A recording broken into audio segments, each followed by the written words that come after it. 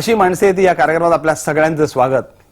आज इथे एक असा क्रिकेटपटू आलाय की जो मुंबईचा यष्टीरक्षक होता, तो भारताचा यष्टीरक्षक होता। त्याचं जे नशीब होतं ना ते आजच्या दिनेश कार्तिक सारखं होतं। म्हणजे दिनेश कार्तिक कसा आज धोनीच्या सावलीत वावरतो तसा हा क्रिकेटपटू त्यावेळी किरण मोरेच्या सावलीत वावरायचा। आणि सगळ्यात महत्त्वाची गोष्ट अशी की ही अशी एक तलवार होती की जे सुनील गावस्करच्या मॅनात पण फिट बसायची आणि कपिल देवच्या मॅनात सुद्धा तितकेच फिट बसायची। तो आमचा लाडका चंद्रकांत पंडित, आम्ही त्याला प्रेमाने चंदू पंडित म्हणायचो।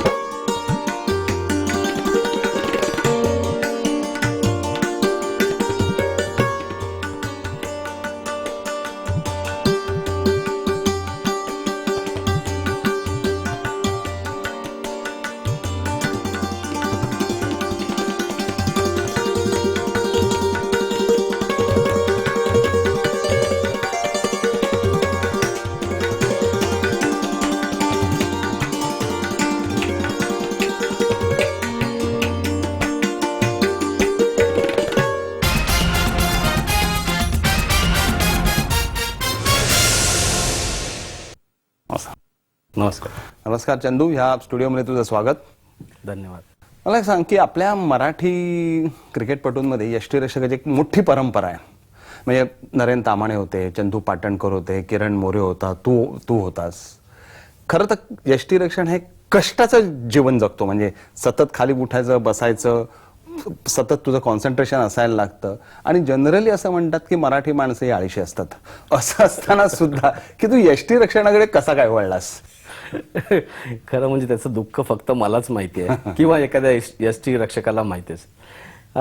आचरेकर सर, आमचे रमाकांत आचरेकर सर, एकदा काय झालं की टेनिस बॉलचं आम्ही जेव्हा क्रिकेट खेळत होतो, जेव्हा मी चेंबूरला राहत होतो, कुर्ल्याच्या त्या बरोबर छेडानगर, तिथे मी टेनिस बॉलचं क्रिकेट फार खेळलो। आणि तिथे एक दिवस आचरेकर सर, एक माझा मित्र आहे मंगेश अदटराव म्हणून, त्याला भेटण्यासाठी तिथे आले होते। आणि मला ते स्टंपच्या मागे उभं राहून, स्पेशली टेनिस बॉलला तिथे स्पिन जास्त होतो, तर जवळ उभं राहून मला ते स्टंपिंग करणं किंवा स्टंप उडवणं याचा आनंद फार होत होता। तर त्यावेळेस त्यांनी ते बघितल्यानंतर त्यांनी पटकन त्याला सांगितलं की अरे हा मुलगा पहिल्यांदाच मी बघतोय, तर हा कोण आहे, नाव काय त्याचं, सगळं ते विचारल्यानंतर की त्याला उद्या आपल्या नेटमध्ये घेऊन ये। अशाप्रमाणे एक दिवस मी तिकडे गेल्यानंतर मला असं वाटलं की कदाचित मला बॅटिंग करायसाठी त्यांनी बोलवलं असेल। तर मला म्हटले की तू विकेट किपिंग चांगला करतो जसं मी बघितलंय, तर तुला आवडते का? म्हटलं हो मला आवडते। जी गोष्ट म्हणजे स्पिन झाल्यानंतर बॉल आणि तो बेल सोडवायची आणि अपील वगैरे करणं ह्याचं थोडंसं अट्रॅक्शन होतं। तर त्यामुळे त्यांनी मला सांगितलं की तुला जर आवड असेल तर ती कंटिन्यू कर तू। असं करून त्या विकेट किपिंग करण्यासाठी ती सुरुवात झालीच माझी। म्हणजे तुला सरांनी विकेट किपिंगकडे वळवलं असं आपल्याला म्हणता येईल? मी म्हणेन प्रोत्साहन चांगलं दिलं मला। पण तू जेव्हा पहिल्यापासून क्रिकेट खेळायला लागलास, म्हणजे तुझ्या गल्लीत खेळत असशील, तुझ्या वाडीत खेळत असशील किंवा तुमच्या नेहरू नगर किंवा कुठे कुर्ल्याच्या एरियात खेळत, तिथपासून तू यष्टीरक्षकच म्हणून सुरुवात केलीस? टेनिस बॉल क्रिकेटमध्ये, त्याच्या अगोदर मी कुठलंच क्रिकेट खेळलो नाही।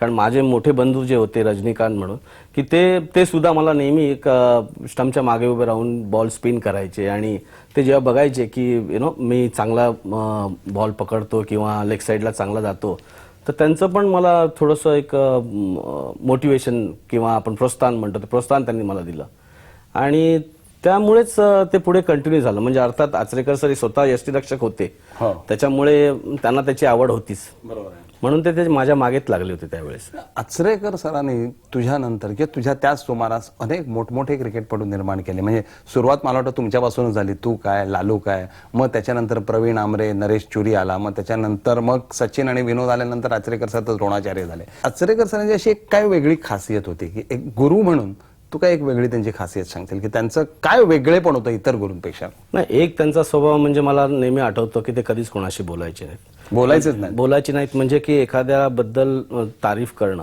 त्यांना कधी मला वाटत नाही की कधी आवडायचं. त्यांना एवढं माहीत होतं की ह्या मुलाकडे काहीतरी टॅलेंट आहे. म्हणजे कुठलेही खेळाडू ज्यांनी आतापर्यंत सरांच्या हाताखाली जे धडे घेतलेत त्यांनी नेहमी त्यांनी फक्त जास्तीत जास्त मॅचेस खेळवणं हा सरांचा मोठा गुण मी बघितला. की आज इथे एक मॅच खेळल्यानंतर तुम्ही आऊट झालात तर आपण नाराज होऊन आपण बसतो, पण सर आम्हाला स्कूटरवरती बसवून दुसऱ्या मॅचसाठी जाऊन खेळवायचं की तिथे बॅटिंगची प्रॅक्टिस करा. हा मोठा सगळ्यात त्यांचा गुण होता. दुसरी गोष्ट नेटच्या मागे उभं राहणं आणि काही छोट्याशा गोष्टी ज्या आपल्याला करेक्ट करण्याची गरज आहे किंवा एखादा शॉट चुकीचा खेळल्यानंतर ते फक्त एवढंच म्हणायचे, हा जरा बरोबर खेळ, बस. त्या आवाजामध्ये बोलल्यानंतर ते त्यांना काय सांगायचं ही सगळी गोष्ट आम्हाला कळायची. आवाजात जरब होती त्यांच्या आवाजामध्ये नक्कीच तसं होतं. तू सरांचे धपाटे वगैरे काही खाल्लेले नाहीस जसे विनोद कांबळे? मला आठवतं नाही, खाल्ले नाही असं नाही, त्याच्यामुळे खूपसं शिकायला मिळालंय. म्हणजे ते अजूनही मला आठवतं आणि माझ्या कोचिंगमध्ये मी एक गोष्ट फार मुलांना सांगतो. मला आठवतं की मी शारदाश्रमसाठी खेळत होतो. हॅरिस शील्डची मॅच होती आमची आणि आझाद मैदानावरती एका दिवसामध्ये 300 धावा मी केल्या होत्या. माझ्या आयुष्यामध्ये मी कधी स्वप्न पण बघितलं. 301 धावा एका दिवसामध्ये म्हटल्यानंतर त्याचा आनंद म्हणजे गगनात मावेनासा होता. शेवटचा चेंडू दुसऱ्या दिवशी पुन्हा मॅच चालू राहणार होती आणि अशा टायमाला मी हवेत चेंडू मारला आणि आऊट होऊन आलो, कारण 300 धावा झाल्या होत्या. माझी तशी दुसरीच मॅच होती ती. आणि टेंटमध्ये आम्ही जेव्हा आलो तेव्हा आझाद मैदानामध्ये टेंट सगळे असतात, तिथे आम्ही आतमध्ये आल्यानंतर सगळी शाळेची मुलं आणि सगळे टाळ्या वाजवून जोरजोरात ओरडणं आणि एवढे मोठे रन्स केल्यानंतर आणि आतमध्ये मी खुशीमध्ये आलो आणि जस्ट सरांच्या जवळ आलो आणि मला असं वाटलं कदाचित शाबासकी मिळेल. मला काय मिळावं, म्हणजे कानाखाली तोंडामध्ये एक थापड अशी जोरात मिळाली आणि म्हणाले की याच्या पुढे कधी असा चेंडू मारून आऊट झालास आणि आपली स्वतःची विकेट फेकलीस तर लक्षात ठेव. उठले आणि निघून गेले. मला कळे ना की काय करायचं. रडायला लागलो, तेवढंच केलं. सगळी मुलं आजूबाजूनी सगळी बाजूला झाली. मी आपला एकटाच खुर्चीवरती बसलो, पॅड बांधलेले, आणि विचार करत बसलो. पण असं वाटतं की आज जेव्हा मी मुलांना शिकवतो किंवा मुलांना मी जेव्हा काय काय गोष्टी सांगतो त्यावेळेस मला त्याचं महत्त्व त्याच्यानंतर तर कळलंच, पण आता पण अजूनही त्या मुलांना मी सांगतो. कारण काय की विकेट फेकणं हा एक गुन्हा आहे असं आमच्या सरांनी आम्हाला शिकवलेलं आहे.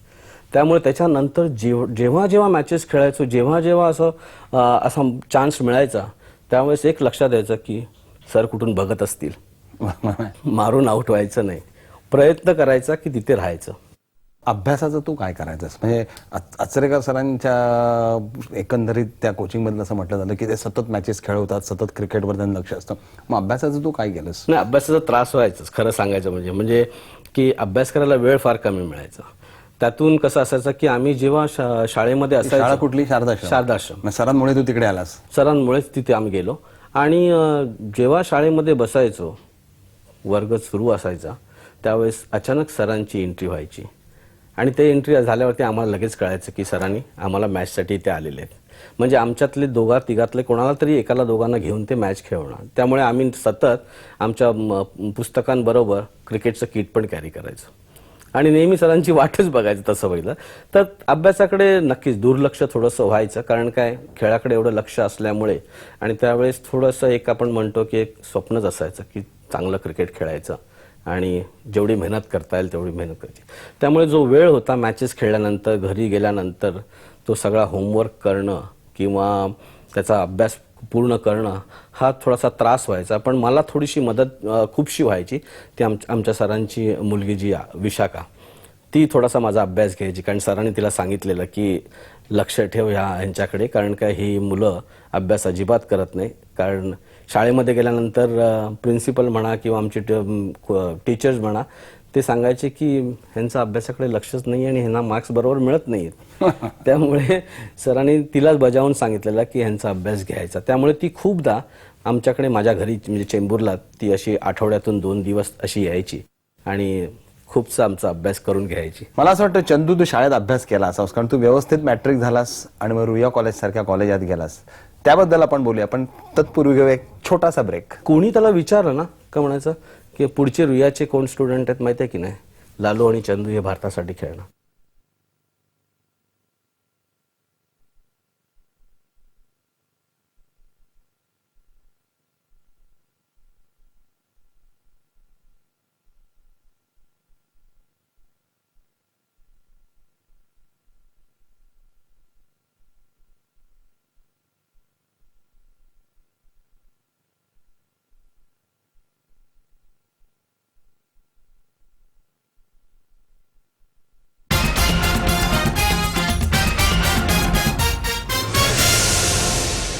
चंदू, शाळेतलं क्रिकेट तू गाजवलंस, 300 रन्स केल्यास.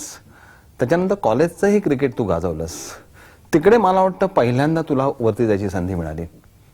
त्या पायऱ्या तू अंडर-19, अंडर-22, रणजी ट्रॉफी अशा पायऱ्या तू कॉलेजात गेल्यानंतर चढत गेलास.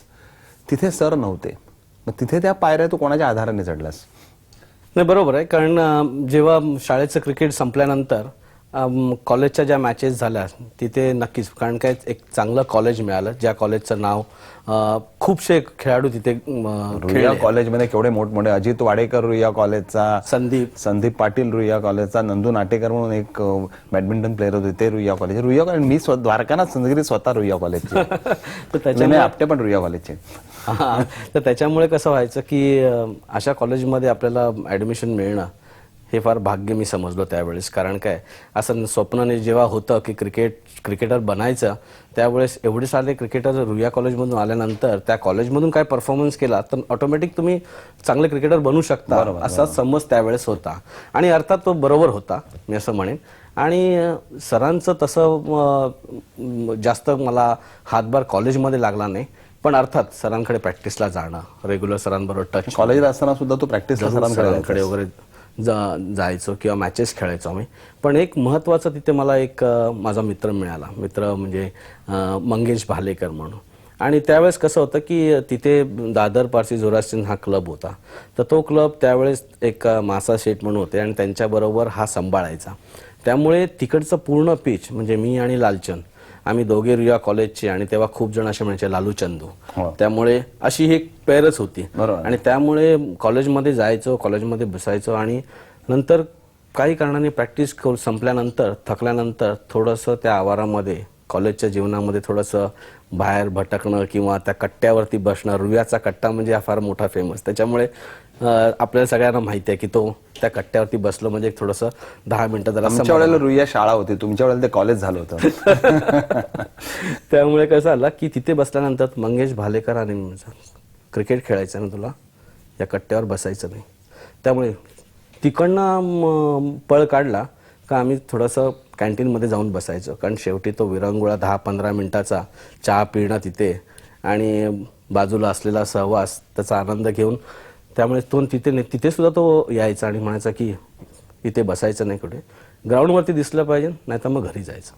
या 2 गोष्टीशिवाय कुठेही दिसता कामा नये. पण एक बाकी नक्की की त्या दादर पारसी झोरास्ट्रियन जेव्हा आम्ही प्रॅक्टिस करायचो त्यावेळेस तो सगळ्या गोष्टीच्या ज्या सुविधा आम्हाला पाहिजे होत्या, म्हणजे मी आणि लालचंद हे दोघे आम्ही त्या कॉलेजचे, आणि तेव्हापासून तो रेग्युलर आम्हाला असं म्हणायचा की तुम्हाला भारतासाठी खेळायचं आहे. तो कॉन्फिडन्स आणि तुम्हाला हा कॉन्फिडन्स त्याचा रेग्युलर असायचा आणि तुम्ही खेळणार. त्यामुळे कोणी त्याला विचारलं ना का म्हणायचं की पुढचे रुईयाचे कोण स्टुडंट आहेत माहिती आहे की नाही, लालू आणि चंदू हे भारतासाठी खेळणार. आणि तिथे आम्हाला रेग्युलर तो काही बाकीच्या खेळाडूंना एकत्र आणून नवीन चेंडू त्यांच्या हातामध्ये आणि दिवसभर आम्ही ती मॅच प्रॅक्टिस करायचो. त्यामुळे प्रत्येक वेळेस त्याचा एक पाठिंबा होता आणि प्रत्येक वेळेस तो आम्हाला पुढे ढकलायचा. आणि एक विश्वास त्याचा आमच्यावरती कायम असायचा. पण बाकीच्या गोष्टी कुठेही करून देणं, म्हणजे त्यासाठी त्यांनी आम्हाला एवढं पण करायचं की तो तिथून आम्हाला स्टेशनला टॅक्सीने सोडायचा स्वतःच्या पैशाने. तू नंतर मफतलालमध्ये गेलास, तुला मफतलालमध्ये कोण घेऊन गेलं?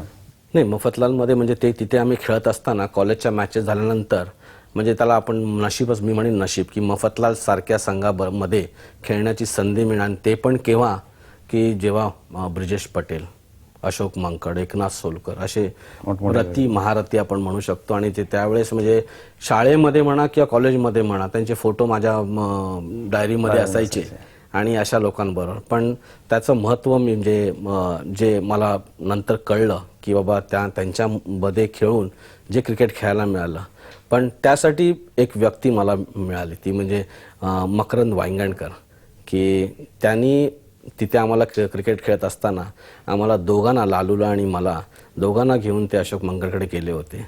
आणि त्यांनी तो पण आत्मविश्वास त्यांना दाखवला, की कारण मला आठवतं की अशोक मंकडने जस्ट आम्हाला असं बाजूला नेटमध्ये उभं केलं आणि म्हणाले की अच्छा हे दोघे आहेत का, तर आपण त्यांना उद्या बघू. नाही म्हणे, आज तू बघूनच घे त्यांना, कारण ही मुलं खरोखर सुंदर खेळतात. आणि आता त्यावेळेस आम्ही फक्त मला वाटते जस्ट 18 वर्ष आमची पूर्ण झाली होती आणि 19 लागलं होतं. आणि तो विश्वास त्यांनी मकरंदनी त्यांना दिला.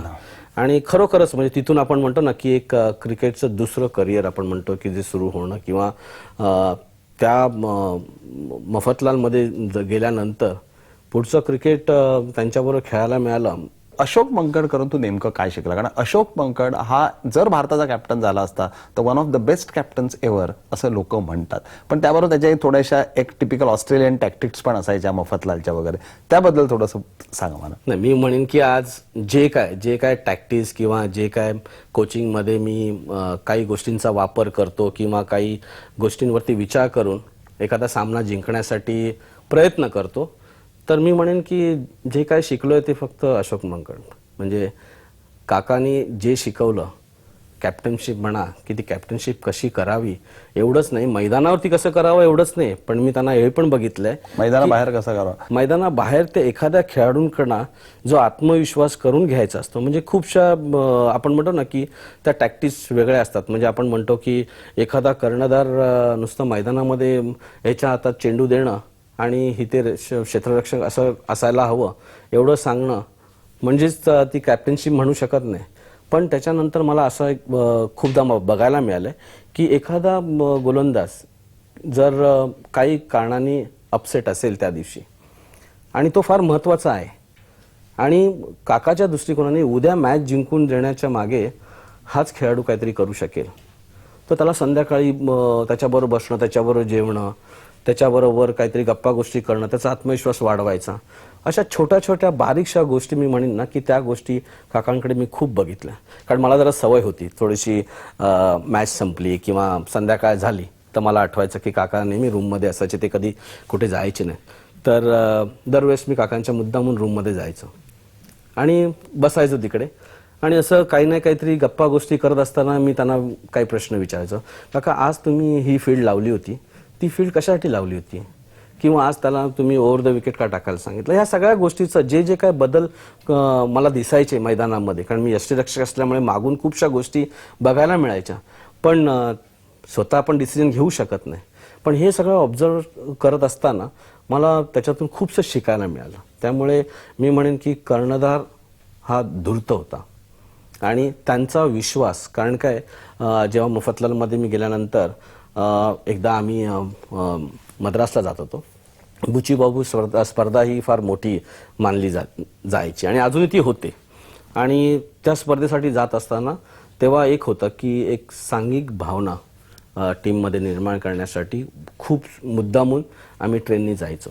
आम्ही तरुण खेळाडू, म्हणजे मी, लालचंद राजपूत म्हणा की राजू कुलकर्णी, आम्ही हे तिघे तरुण, बाकी ब्रिजेश पटेल, आणि हे संध्याकाळी जेव्हा आम्ही ट्रेननी जायचो तेव्हा त्या एका कंपार्टमेंटमध्ये काकांचा एक नियम होता की संध्याकाळी 7 वाजले का सगळ्यांनी तिथे, बाकी तुम्ही दुपारच्या वेळेस झोपा, ट्रॅव्हल करत असताना किंवा तुमची पुस्तकं वाचा काय, पण संध्याकाळ झाली 7 वाजता की ते 2 तास जेवायच्या अगोदर तुम्ही सगळ्यांनी एकत्र बसा.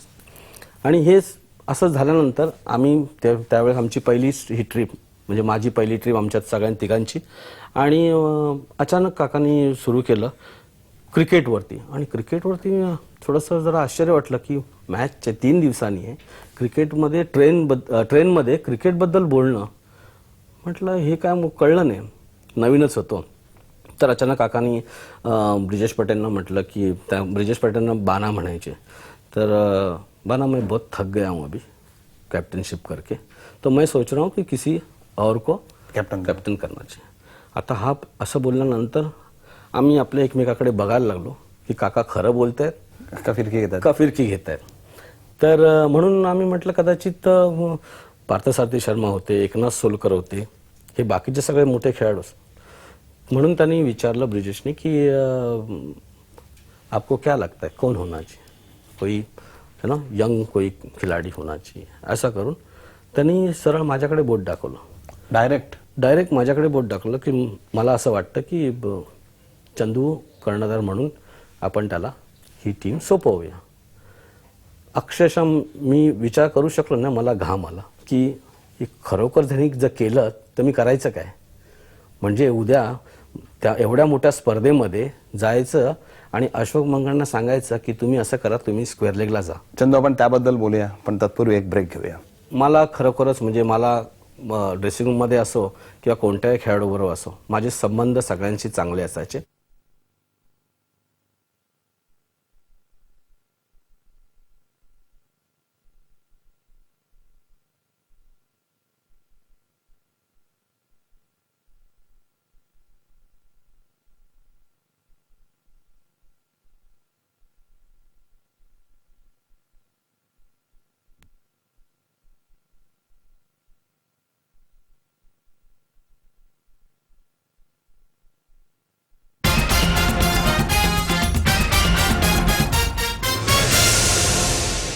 मी तुला अशोक मंगळने लगेच कॅप्टन केला चंदू? कर्णधार केला मला त्यांनी. काय म्हणतोस काय? आणि एवढे मोठे मोठे प्लेयर्स तुझ्या अंडर खेळले सगळे, अशोक, ब्रिजेश वगैरे वगैरे. म्हणजे आता पण मी जर विचार केला तर मी ते कसं हँडल केलं मलाच कळेना. नाही, पण तुझ्या स्वभावाकडे पाहिलं की मला पटतं की तुझं हँडल केलं असेल. याचं कारण असं की तुझ्या मुंबईचा कर्णधार झालास ना, त्यावेळेला तुझ्या अंडर संदीप पाटील खेळलाय, तुझ्या अंडर रवी शास्त्री खेळलाय, तुझ्या अंडर बरेच मोठे क्रिकेटपटू खेळले. त्यांना कसं हँडल करतात? म्हणजे एकदा रवी शास्त्री तुझ्याकडे आला आणि त्यांनी तुला सांगितलं की बाबा ही फील्ड प्लेसमेंट अशी लाव की चंदू ह्याला बॉलिंग दे, तू त्याचा ऐकायचास का तू फक्त स्वतःच जे काही ठरवलं नाही, थोडंसं मी म्हणजे कसं होतं की नेहमी म्हणजे काकाच्या बरोबर राहून थोडेसे ते जरा टॅक्टिस थोडीशी आयडिया आली होती. कारण थोडंसं बॅलन्सिंग राहणं हे काका नेहमीच सांगायचं, कारण हे जरुरी होतं. कारण एखादा खेळाडू आपल्या संघामध्ये असताना तो मोठा असो किंवा छोटा असो, तो नेहमीच आपल्या संघाच्या हितासाठी काहीतरी सांगत असतो. हे मी समजून घेणं फार जरुरी आहे. कारण कर्णधार म्हणून मी जे म्हणीन तेच व्हायला पाहिजे, हे जरी करायचं असलं तरी एखादी गोष्ट त्याची पण मानायला हवी. आणि ती करत असताना एखादी फील्ड त्यांनी सांगितली की हलवायची आहे, तर ती 5-10 मिनिटं त्याच्यासाठी किंवा 2-3 ओव्हर आपण करायचं आणि हळूच परत आपल्या जागेवरती आणून ठेवायचं, असा थोडासा प्रयत्न करायचो. मला सांग, रणजी ट्रॉफी पहिली तुझ्या आठवते तुला? बडोद्यामध्ये 1979 साली सुनील कर्णधार होते. आणि मला आठवतं की तो जो पहिला सामना होता तो बडोद्याला आम्ही खेळलो होतो. सुभाष क्षीरसागर आणखीन एक खेळाडू जो माझ्या बरोबर. सुनील कॅप्टन आहे, दबदबा वगैरे वाटायचा का रे सुनीलला जवळून पाहताना? पण सुनील त्यावेळेला already he was a legend.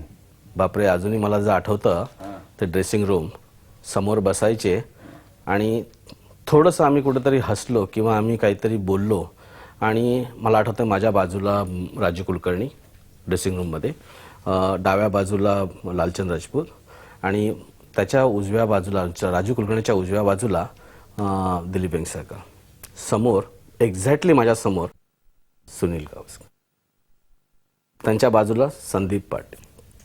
आम्ही जर चुकून काहीतरी बोललो आणि हसलो, कारण संदीपचा जरा थोडासा एक स्वभाव होता मुद्दामून की काहीतरी हसवायचं त्यांच्या बाजूला बसून, कारण त्याला कळायचं की आम्ही घाबरतो की आम्हाला थोडासा तो प्रेशर होतच. नॅच्युअली गावस्कर समोर काय बोलणार किंवा कोणती गोष्ट करणार, तर काहीतरी हसवलं आणि आम्ही काहीतरी एकमेकाशी बोलून काहीतरी हसायचा प्रयत्न केला. त्यांच्या तोंडासमोरचं जे पुस्तक आहे ते हळूच असं खाली व्हायचं आणि समोर आम्ही उठायचो आणि ड्रेसिंग रूमच्या बाहेर. तर अर्थात कधीच त्यांनी रागाने कोणती गोष्ट बोलली नव्हती. कारण काय त्यांचा स्वभाव होता की ते फार फोकस चांगला करायचे आणि त्या गोष्टी नक्कीच आम्हाला त्याचा फायदा झाला. आणि कधी कोणत्या गोष्टीसाठी त्यांनी कधी असं उलटं उत्तर किंवा एक रागाने काहीतरी बोलणं, पण तो जो दबाव होता आपण म्हणतो की तो प्रेशर होतं, ते प्रेशर कायम असायचं. मग ते सगळ्यांसाठीच असायचं. पहिल्या मॅचच्या वेळेस त्यांनी काय सांगितलं तुला? नाही, फक्त मला आठवतं की बडोद्याला आम्ही सकाळी जेव्हा मॅचला आलो त्याच्या आदल्या दिवशी आम्ही तेव्हा पण जरा पद्धत होती की 2-4 खेळाडू एकत्र जेवायचे आणि ना थोडंसं सांघिक भावना तयार करायची. तर त्यावेळेस संध्याकाळी सांगितलं की तुम्ही उद्या दोघे खेळतायत. एवढं समाधान आणि त्यातून थोडंसं त्यांनी सांगितलं की ते खेळतात म्हणजे एक आत्मविश्वास त्यांचा आमच्यावरती आहे हे वाटलं होतं. आणि सकाळी एवढंच म्हटलं की तुम्ही तुमचा खेळ खेळायचा तेवढंच, कारण ते जास्त बोलायचे नाहीत. खरं सांग, सुनीलकडून तू काय शिकलास रे? एवढ्या जवळून पाहिलास, एवढ्या ड्रेसिंग रूम मधून समोरून खेळला असेल त्याच्याबरोबर एखादी भागीदारी तुझी, कारण तू खाली खेळायचा तो वरती यायचा, कदाचित तुमची खूपदा मला चान्स पण मिळाला. काय एक्झॅक्टली तू शिकलास? मी म्हणेन की एक डिसिप्लिन, खेळाचं डिसिप्लिन आणि जी एकाग्रता, त्यांची जी एकाग्रता असायची म्हणजे मैदानामध्ये असणं हा एक भाग आणि ड्रेसिंग रूममध्ये पण असणं. तर ह्या गोष्टीची जी एकाग्रता त्यांची जी असायची, ते काय करायचे किंवा काय ह्यांच्यावरती म्हणजे आपण म्हणतो ना की एखाद्या चांगल्या खेळाडूकडे बघतच राहावं असं वाटतं की हा खेळाडू मोठा झाला की हा काय करतो. त्यामुळे ते कसं असायचं की थोडा वेळ मॅच बघायचे, आतमध्ये आल्यानंतर ते पुस्तक वाचायचे आणि एक 10 मिनटं म्हणजे त्यांच्या बॅटिंगला जायच्या अगोदर 10 मिनटात जी असायची ती मला अजूनही माझ्या डोळ्यासमोर ते बघण्यासारखी असायची. म्हणजे आजूबाजूला कोणी नसायचं, एवढं कॉन्सन्ट्रेशन त्यांचं जो फोकस असायचा आणि न बघता इकडे तिकडे ते बॅटिंग द्यायचे आणि सिन्सिअरिटी. तर मला सांग की त्याच वेळेला जेव्हा तू इंडियन टीममध्ये गेलास त्याच्यानंतर तिकडे तुला कपिल देव भेटला आणि तो काळ मी अगदी जवळून पाहिलेला काळ आहे. तर मला आठवतं की त्यावेळेला कुठेतरी कपिलच्या मनात मुंबईबद्दल एक थोडासा आकस आहे असं सगळ्या मुंबईच्या लोकांना वाटायचं, असं मुंबईच्या पत्रकारांना वाटायचं, खेळाडूंना वाटायचं. आणि तुझ्यासारखा माणूस की जो सुनीलच्या अगदी जवळ होता आणि तो कपिलच्याही अगदी जवळ असायचा, ही किमया तू कशी काय केलीस? म्हणजे हे पण तुला अशोक मंगळने शिकवलं? नाही, हा थोडासा मी म्हणेन की हा थोडासा एक पर्सनल तुझा स्वतःचा एक स्वभाव. कारण मी म्हणेन की मला खरोखरच म्हणजे मला ड्रेसिंग रूममध्ये असो किंवा कोणत्याही खेळाडूबरोबर असो माझे संबंध सगळ्यांशी चांगले असायचे. कारण मी खरं सांगायचं म्हणजे मनापासून की आपुलकीने कोणती गोष्ट करायचं.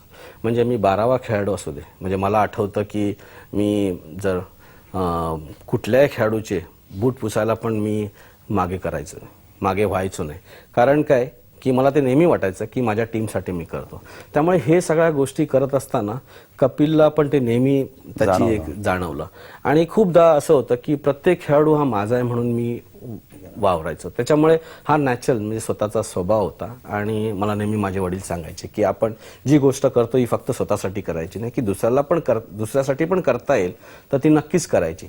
तर ह्या गोष्टीमध्ये रेग्युलर माझा तसा वावर ड्रेसिंग रूममध्ये असायचा, खेळाडूंबरोबर असायचा. म्हणजे एखादा खेळाडू म्हणजे उद्या कपिल देव बॉलिंग करतोय, आपण जर उदाहरण म्हटलं तर तिथे मी जरी उभा असलो तरी मला असं वाटायचं चल विकेटकीपिंगचे ग्लोव्स घेऊया आणि मागे उभं राहून बॉल पकडूया. म्हणजे न सांगता ही गोष्ट करत असायचो आणि हे सगळ्यांसाठी असं. त्यामुळे संबंध नेहमी चांगले होते माझे. मला एक आणखीन एक गोष्ट आहे की तुझी पहिली टेस्ट मला आठवते, म्हणजे इंग्लंडमध्ये तू पहिली टेस्ट खेळलास, लीड्सवर खेळला, ज्या लीड्सवर दिलीप वेंगसरकरने अप्रतिम शतक ठोकलं. मी आणि कोटनीस बाजूला बसलो होतो आणि आम्हाला प्रचंड आनंद झाला की आपला एक मुलगा खेळतोय. ती टेस्ट मॅच तुला पहिली टेस्ट कॅप कपिल देवने दिली, काय वाटलं? बरोबर. नाही, अर्थात हे स्वप्न सगळ्यांचंच असतं की, आणि तू बॅट्समन म्हणून खेळलास त्यावेळेला. मला आठवतं ना की त्या हेडिंग्ली टेस्ट मॅचला आमचं सकाळ जेव्हा सराव चालला होता तेव्हा मी गावस्करांनाच कॅच प्रॅक्टिस देत होतो आणि आणखीन 1-2 खेळाडू होते, रमण लांबा आणि कॅच प्रॅक्टिस देत असताना सडनली माझ्याकडे जोरजोराने चालत येणारे आमचे रासिंग मॅनेजर होते आणि ते सर म्हणजे जोरजोराने माझ्याकडे येत असताना मला कळे ना की मी चुकीच्या कॅच प्रॅक्टिस देतोय का मी वेळ इकडे घालवतोय म्हणून मला दम द्यायला आलेत असं मला कळे ना. आणि एवढ्यात ते आले आणि ते पटकन म्हणाले की चंदू यू आर प्लेइंग. आणि 2 सेकंद मला कळे ना की काय झालं असं.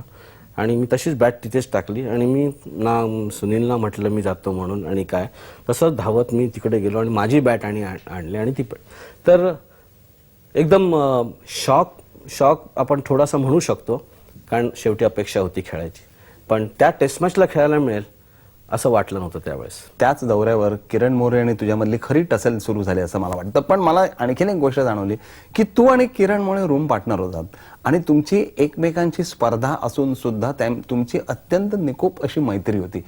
हे कसं तुला जमलं? म्हणजे अजूनही एवढी मैत्री आहे. स्पर्धा असून सुद्धा म्हणजे तुला माहितीये की हा जोपर्यंत जात नाही तोपर्यंत तुला संधी मिळू शकत नाही, हे असताना सुद्धा तुमची एवढी छान मैत्री राहिली. आणि अजूनही आहे असं तू म्हणतोस, हे कसं? अजूनही आहे आणि अजूनही आम्ही चांगले मित्र आहोत. कदाचित किरणचा स्वभाव आणि माझा स्वभाव जवळपास जुळला. चंदू, मला वाटतं तुझे स्वभाव अनेकांशी जुळलेत, त्याबद्दल आपण पुन्हा बोलूया, पण तत्पूर्वी एक ब्रेक घेऊया. ही गोष्ट जरी होत असली तरी प्रत्येक खेळाडूंनी हे चॅलेंज स्वीकारणं जरुरी आहे.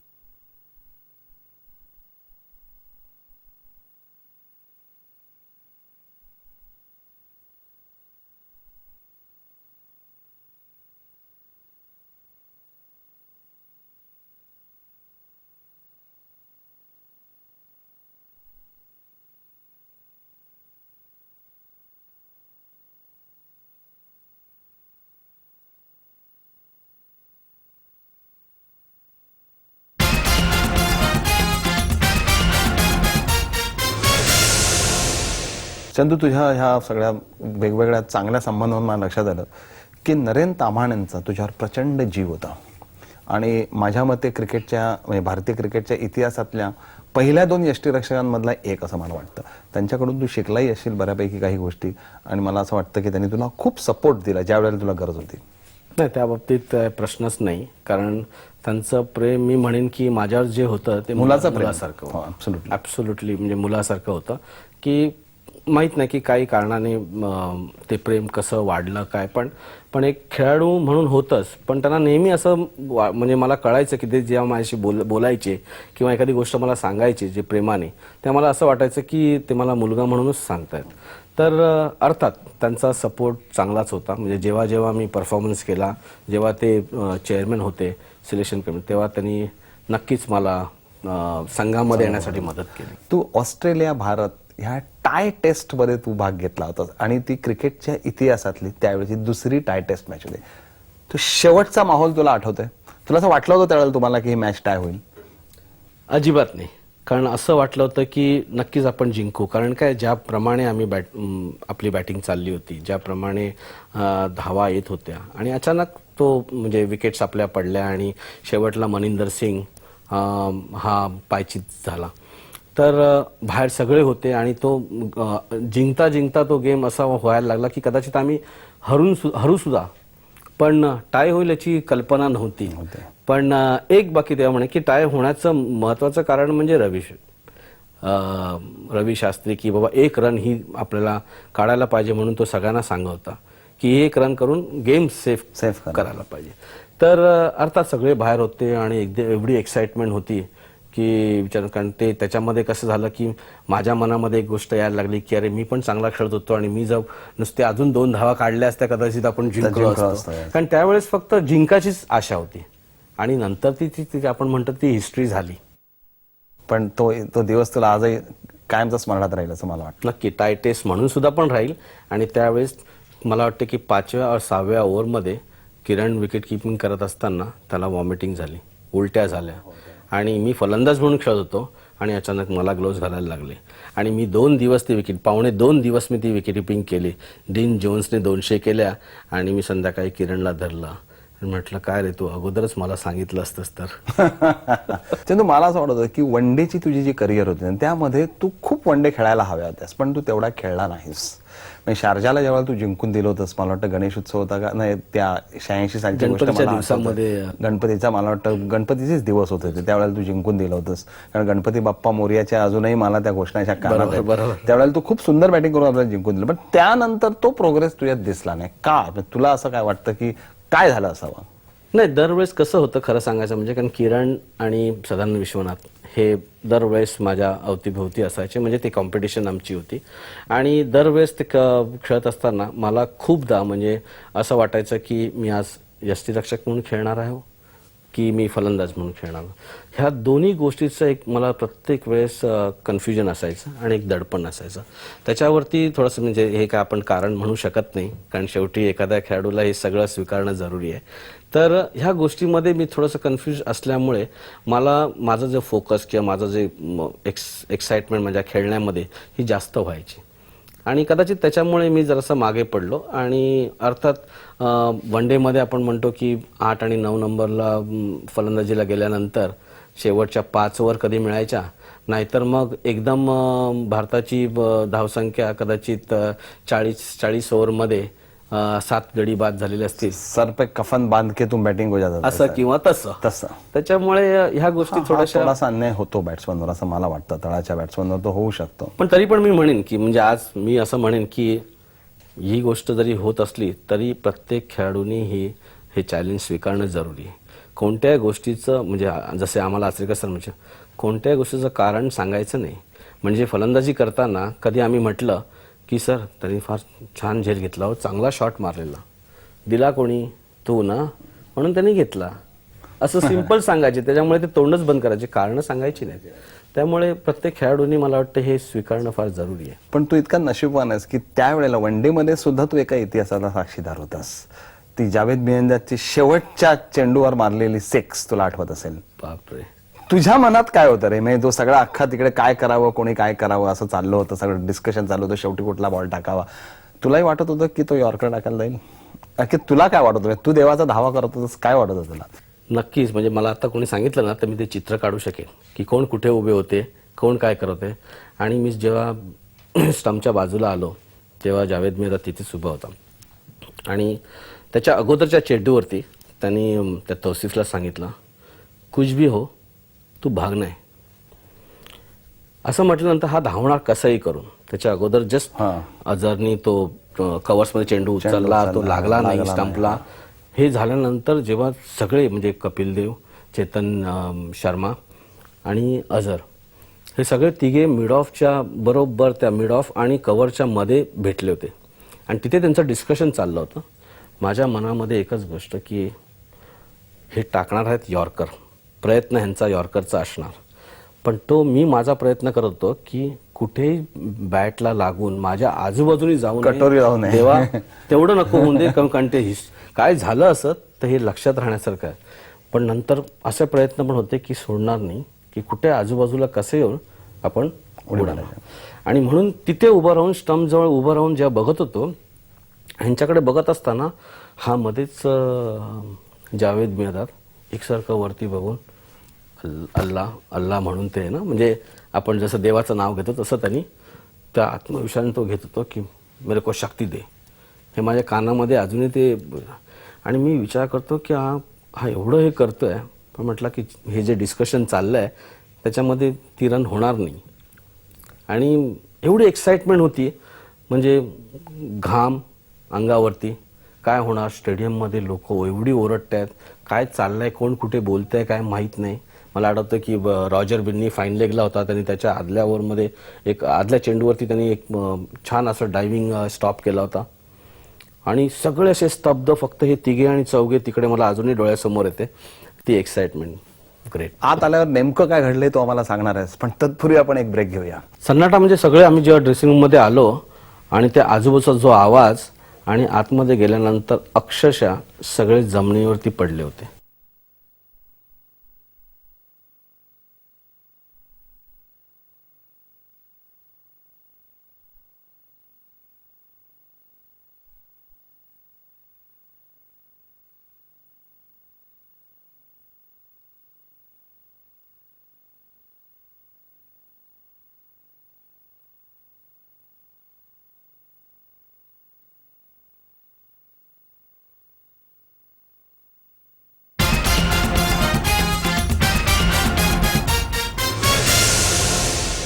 आत आल्यावर काय होतं? सन्नाटा. सन्नाटा म्हणजे सगळे आम्ही जेव्हा ड्रेसिंग रूममध्ये आलो आणि त्या आजूबाजूचा जो आवाज आणि आतमध्ये गेल्यानंतर अक्षरशः सगळे जमिनीवरती पडले होते आणि कोणी कोणाकडे बघत नव्हतं, सगळे वरती. हळूच करून मी सगळीकडे असं बघितलं तर सगळे म्हणजे मोठे खेळाडू सुद्धा जमिनीवरती, असे कोण खुर्चीवरती डोकं, आणि कोणाच्याकडे आवाज नाही. बाजूला बाहेर सगळे जी लोक जे पाकिस्तानला सपोर्ट करणारे नुसते नाचतायत, ओरडतायत. मोठ्यातला मोठा खेळाडू असतो, चांगला कोच असतोच असं नाही, पण तू कोच म्हणून खूप सक्सेसफुल झालास, मुंबईचा कोच म्हणून. तर हे तू सरांकडून घेतलंस? नाही, आवड होती म्हणजे अर्थात म्हणजे सरांनी जसं ज्याप्रमाणे आम्हाला शिकवलं तसं त्याप्रमाणे क्रिकेट खेळल्यानंतर एक आवड निर्माण झाली. ती आवड निर्माण म्हणजे मी म्हणेन की जेव्हा मी MP ला खेळलो तर त्यावेळेस त्या लोकांनी मला कसं अधिक कर्णधार आणि कोच, प्रशिक्षक असे दोन्ही मला जबाबदाऱ्या दिल्या. आणि त्याच्यामुळे जेव्हा मुंबईमध्ये जेव्हा कोचिंग ची सुरुवात झाली ती माटुंग्यावरती मी मगाशी म्हटल्याप्रमाणे मंगेश भालेकरने यांनी मला तो धडा गिरवायला सांगितला की तू असं कर की एवढं क्रिकेट खेळलायस ते आता हे क्रिकेट खेळल्यानंतर त्याचा अनुभव तू काहीतरी मुलांना द्यायला पाहिजे आणि आपल्या ह्या मैदानात तू नेहमी खेळतोस तर इथे तू सुरू करू शकतोस आणि आपल्या क्लबकडे फ्री कोचिंग आपण देऊ शकतो. असं करून ते सुरू झालं. तर नॅचरली मुंबईला जेव्हा परत आल्यानंतर तो आनंद वेगळाच होता पुन्हा, कारण शेवटी माझ्या घरामध्ये येऊन जे काय क्रिकेट शिकवायचं आहे ते मी जिथे खेळलो आहे त्याच मुलांना द्यायचं. तुझी आता स्वतःची एक अकॅडमी पण आहे आणि ती अकॅडमी तुझी खूप चांगली चालली असं आम्ही ऐकतो. चालली आहे चांगली, प्रश्नच नाही. कारण काय काही खेळाडू म्हणजे मी असं म्हणेन चांगली चालली आहे वेगळ्या अर्थाने, लोकांनी त्याचा गैरसमज करून घेऊ नये. कारण काय की खूपसे खेळाडू गेले 5-6 वर्षामध्ये, खूपसे म्हणजे मी म्हणेन माझ्या अकॅडमीसाठी खूपसे खेळाडू की जे दरवर्षी मुंबईसाठी म्हणजे अल्टिमेटली आपल्याकडनं मुंबईसाठी खेळाडू खेळतायत. 15 वर्षाच्या वयोगटामध्ये किंवा 19 वर्ष अशी मुलं खेळतात. त्यामुळे मी म्हणेन की चांगलं मुलांना प्रोत्साहन मिळते आणि त्यांना ती अपॉर्च्युनिटी चांगली मिळते. आणि सबबमध्ये अशी अकॅडमी नाही आहे, म्हणजे मी म्हणत नाही की माझी आहे म्हणून असं नाही, पण मुलांना सराव करण्यासाठी म्हणजे आज तुम्ही बघितलं तर गेले 10 वर्षापूर्वी किंवा 15 वर्षापूर्वी आम्ही चेंबूरवरनं जिथे राहायचो तिथून आम्ही यायचो प्रॅक्टिस करायला. जवळजवळ 45 मिनटं किंवा 1 तास ट्रेननी ट्रॅव्हल करायला. ते आज ती सोय आज सबबमध्ये मिळालेली आहे आणि खूपसा त्या मुलांना फायदा होतोय. मला सांग की पूर्वी बरेचसे क्रिकेटपटू हे मुंबईतून यायचे, आता बरेच क्रिकेटपटू मुंबईच्या बाहेरून जास्त येतात. म्हणजे आज जर आपण इंडियन टीमकडे पाहिलं तर तुला धोनी एका छोट्या गावातून आलेले दिसेल, तुला सेहवाग वेगळ्या गावातून आलेले दिसेल, तुला RP सिंग, हे सगळे जे आहेत ते सगळे बाहेरच्या गावातून आलेले. हा सिनेरिओ कसा आहे असं वाटतं? हा सिनेरिओ खूप चांगला आहे असं वाटतं? मुंबई दृष्टीने आपल्याला वाईट वाटतं, पण एकंदर इंडियन क्रिकेटच्या दृष्टीने हा सिनेरिओ तुला कसा वाटतो? जरूर चांगला म्हणायला हरकत नाही. कारण काय नाही म्हटलं तरी पूर्वी जसं आपण म्हणतो की फक्त मुंबई किंवा दिल्ली, तर आज हे क्रिकेट सगळीकडे पसरलेलं आहे. आणि अर्थात त्याचं म्हणजे श्रेय फक्त काय आपण BCCIला पण द्यायला हवं, कारण की ज्याप्रमाणे त्या मॅचेस खेळतात किंवा ज्याप्रमाणे डिस्ट्रिक्ट्समध्ये किंवा वेगवेगळ्या स्टेट्समध्ये क्रिकेटचा जी वाढ झालेली आहे त्यामुळे मुलांना किंवा खेळाडूंना फायदा झालेला आहे, ज्या सोयी मिळालेल्या आहेत. त्यामुळे आज क्रिकेट बघायला पण TV वरती खूपसं मिळतं, खूपसे चांगले खेळाडू त्यांना बघायला मिळतात, त्यांच्या विरुद्ध खेळायला मिळतात. त्यामुळे ऑटोमॅटिक सगळीकडे त्याचं क्रिकेटचं लेवल आपण म्हणतो ते वरती वाढलंय. पण धोनीचं यष्टीरक्षण पाहून तुला काय वाटतं की आपण ह्या काळात खेळत असायला हवं होतं असं वाटतं का? भारतासाठी खेळणं अजूनही खेळायला मजा येईल. म्हणजे धोनी एक बॅट्समन म्हणून चांगला आहे, याच्याबद्दल वाद नाही, पण एक यष्टीरक्षक म्हणून तुला काय वाटतं त्यात किती अजून सुधारणा व्हायला पाहिजे? नाही, मी म्हणेन की टेक्निकली अर्थात की आता तो जसा तो खेळतोय किंवा टेस्ट मॅचेस त्याच्या होत आहेत त्याप्रमाणे त्याची बरीचशी थोडी इम्प्रूव्हमेंट दिसते. म्हणजे ज्यावेळेस सुरुवात त्यांनी जी केली होती आणि ही जी सुधारणा जी होते ही माणसाच्या आत्मविश्वासाने होते की जो खेळताना जो त्याचा विश्वास आहे. आज धोनी हे नाव भारतासाठी फार मोठं आहे किंवा प्रश्नच नाही, प्रत्येक जण त्याच्याकडे वेगळ्या रूपाने होता, त्यामुळे त्याचा आत्मविश्वास वाढलेलाच आहे. लंडनच्या एका मोहिनीने तुझ्यावर मोहिनी टाकली आणि तू चतुर्भुज झालास, पण त्यावेळेला इथल्या अनेक मुलींना हुंदका आला माहिती तुला, कारण तू लेडी किलर म्हणून फेमस होतास.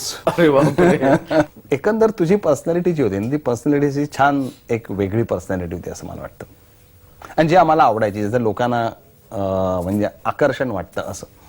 बरं वाटलं ऐकून मला, कारण काय मग स्वतःबद्दल मला माहीत नव्हतं. पण अर्थात इंग्लंडमध्ये मला आठवतं की शरद कोटणीस जे आमचे यंगस्टर्सला ते पण पत्रकार होते आणि ते पण मला मुलासारखे प्रेम करायचे. कारण जेव्हा त्यांनी मला मोहिनीबरोबर बघितलं इंग्लंडमध्ये 86 टूरला, तेव्हा त्यांनी हेच वाक्य टाकलेलं की चंदूला मोहिनीने मोहिनी घातली असं काहीतरी लिहिलं होतं.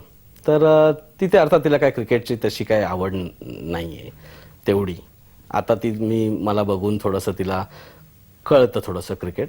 आणि त्यावेळेस ती इंग्लंडमध्ये भेटली होती मला आठवतं की पहिली मॅच जेव्हा ती बघायला आली तेव्हा तिला मी म्हटलं की आपली भारताची फिल्डिंग झाली, वन डेला आपण ओव्हलवरती खेळत होतो, आणि मॅच बघितल्यानंतर मी तिला म्हटलं की मॅच बघितली, मला बघितलंस तू? ती म्हणाली नाही, दिसलेत नाही तुम्ही. तर मी म्हटलं की कसं काय, तू मॅच बघत होतीस? तर नाही, मी सगळीकडे शोधत होते, सगळे पांढरे कपडे घालून, त्यामुळे ओळखायला येत नव्हतं. तर मी म्हटलं की मी मागे होतो, विकेट किपिंग करतो. अच्छा, म्हणजे जो प्लेअर उठाबशा काढत होता ते तुम्ही होतात का? मी म्हटलं हे क्रिकेटची आयडियाच नाही, म्हटल्यानंतर काय क्रिकेट दाखवणं. खूप चांगलं असतं की जर बायकोला क्रिकेटबद्दल जास्त कळत नसेल ना, तो क्रिकेटर नवरा सुखी, असं मला बऱ्याच वेळेला वाटतं. नक्कीच मी म्हणेन, खरी गोष्ट आहे. तुझा मुलगा 18 वर्षाचा आहे, म्हणजे तुझ्याकडे पाहिल्यानंतर तुझा मुलगा 18 वर्षाचा असं खरंच वाटत नाही, खरं सांगायचं तर. पण मला एक सांग की क्रिकेट खेळतो तो? क्रिकेट खेळतो तो, रिझवी कॉलेजसाठी खेळतो. आवड आहे त्याला क्रिकेटची, मेहनत करण्याची तेवढी आवड नाही आहे. त्याच्यामुळे दरवेळेस तो माझ्यासमोर उभा राहताना 10 वेळा विचार करतो. यष्टी रक्षण करतो तोही? नाही, ते नाही करत आहे, म्हणजे बॅटिंग करतो आणि लेग स्पिन टाकतो. पण तुझे ते ऑन साईडचे सगळे शॉर्ट स्पीड सगळे आहेत त्याच्याकडे? नाही, म्हणजे चेंज म्हणजे मला जरा आश्चर्य वाटलं त्याला खेळताना, की खूपदा आणि खूप लोकांनी मला सांगितलं की त्याच्याकडे पेशन्स जास्त आहेत. हा मोठा फरक आहे. हो. म्हणजे तू त्याला जास्त कोचिंग वगैरे करत नाहीस? अजिबात नाही. मला एक सांग की तुला देवाने परत आयुष्य दिलं, आपण असं धरून चालू पुन्हा दिलं, तर पुन्हा क्रिकेटपटू व्हायला आवडेल तुला? 200% का आणखीन काय वेगळं? 200%. पण त्यावेळेला आणखीन काय मागून घेशील तू देवाकडे? काही नाही, क्रिकेट शिवाय बाकी काही नाही, खरं सांगायचं म्हणजे. पण मी चंदू तुला सांगतो की कुठल्याही क्रिकेटपटूला जेव्हा तो पहिला बॉल मिडल करतो, तो जो आवाज येतो ना, तो आवाज जगातला त्याच्या दृष्टीने सगळ्यात गोड आवाज असतो, आणि तो आवाज तो कधी विसरू शकत नाही. त्यामुळे तू किती जन्म घेतलेस तरी मला असं वाटतं तू क्रिकेटपटूच असेल. तू आज आमच्या इकडे आलास आणि आमच्या स्टुडिओमध्ये मी मराठीच्या स्टुडिओमध्ये मनमोकळ्या गप्पा केल्यास, त्याबद्दल तुझे धन्यवाद. नमस्कार.